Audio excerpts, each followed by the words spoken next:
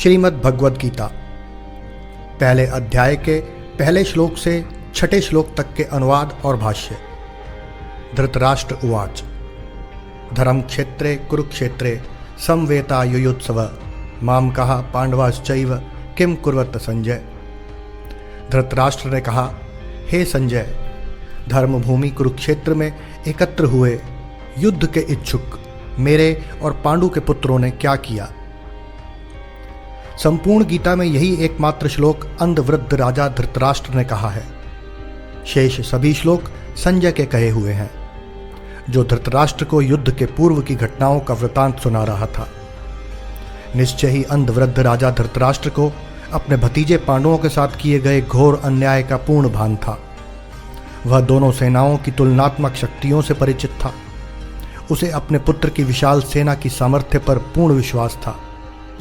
यह सब कुछ होते हुए भी मनी मन उसे अपने दुष्कर्मों के अपराध बोध से हृदय पर भार अनुभव हो रहा था और युद्ध के अंतिम परिणाम के संबंध में भी उसे संदेह था। कुरुक्षेत्र में क्या हुआ, इसके विषय में वह संजय से प्रश्न पूछता है।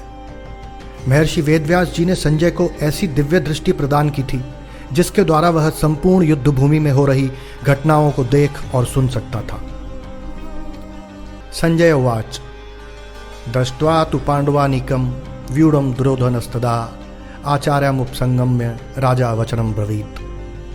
संजय ने कहा, पांडव सैन्य की व्यूह रचना देखकर राजा दुर्योधन ने आचार्य द्रोण के पास जाकर ये वचन कहे। इस श्लोक से आगे संजय ने कुरुक्षेत्र में जो कुछ देखा और सुना उसका वर्णन है।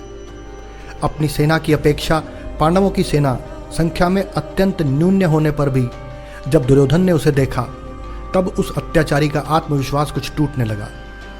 जैसे कोई छोटा बालक भयभीत होकर अपने माता पिता के पास दौड़ता है, ठीक उसी प्रकार विचलित दुर्योधन अपने गुरु द्रोणाचार्य के पास पहुंचता है। कोई कर्म करते हुए यदि हमारा उद्देश्य पाप और अन्याय से पूर्ण होता है तो अनेक साधनों से सुसंपन्न होते हुए भी हमारे मन में निश्चय ही चिंता, अशांति और विक्षेप उत्पन्न होते हैं। सभी अत्याचारी और तानाशाही प्रवृत्ति के लोगों की यही मनस्थिति होती है। पश्यैताम पांडुपुत्राणाम आचार्य महतिम चमूम व्यूणाम ध्रुपद पुत्रेण तव शिष्येण धीमता। हे आचार्य, आपके बुद्धिमान शिष्य ध्रुपद पुत्र धृष्टद्युम्न द्वारा व्यूहकार खड़ी की गई पांडुपुत्रों की इस महती सेना को देखिए। वास्तव में दुर्योधन की यह मूर्खता ही है कि वह द्रोणाचार्य को पांडवों की सैन्य रचना के बारे में विस्तार से बताए।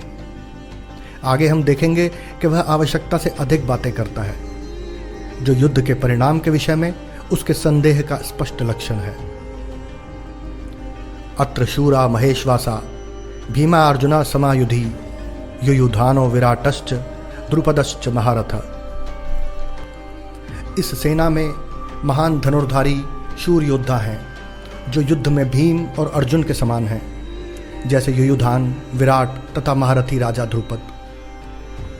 दृष्टकेतुश्चेकितानः काशीराजश्च वीरवान पुरुजित कुंतीभोजश्च शैव्यश्च नरपुंगव। दृष्टकेतु, चेतिकान, बलवान काशीराज, पुरुजित, कुंतीभोज और मनुष्यों में श्रेष्ठ शैव्य। युधामन्युश्च विक्रांत उत्तमौजाश्च वीरवान सौभद्रो द्रौपदेयाश्च सर्व एव महारथा। पराक्रमी युधामन्यु, बलवान उत्तमौजा, सुभद्रा पुत्र अभिमन्यु और द्रौपदी के पुत्र ये सब महारथी हैं। इन 3 श्लोकों में पांडव सैन्य के प्रमुख एवं प्रसिद्ध योद्धाओं की नामावली है। पांडवों की सेना का निरीक्षण करते समय दुर्योधन उनमें अनेक महारथियों को पहचानता है। प्राचीन हिंदू सेनाओं में 11,000 धनुर्धारी सैनिकों के समूह के नायक को महारथी कहा जाता था।